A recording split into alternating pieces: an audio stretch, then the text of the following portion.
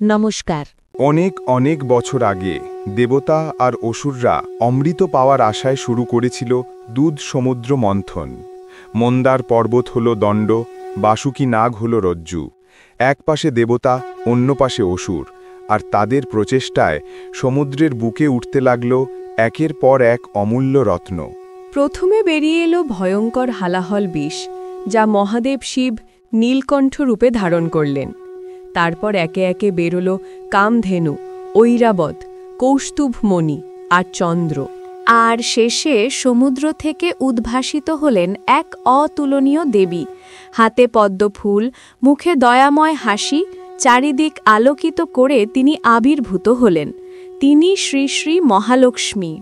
লক্ষ্মীদেবী মহাবিষ্ণুর অঙ্গসঙ্গিনী রূপে প্রতিষ্ঠিত হলেন।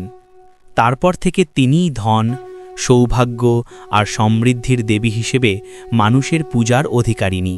এই গল্প থেকেই জানা যায় যে মা লক্ষ্মী ধৈর্য, পরিশ্রম ও শুভ কর্মের ফলস্বরূপ মানুষের জীবনে প্রবেশ করেন। আজও আমরা বিশ্বাস করি, ভক্তি, পরিশ্রম আর শুভ কর্মের ফলে মা লক্ষ্মী আমাদের জীবনে আসেন, আর তার কৃপায় আমাদের ঘর ভর্তি হয় শান্তি ও সমৃদ্ধিতে।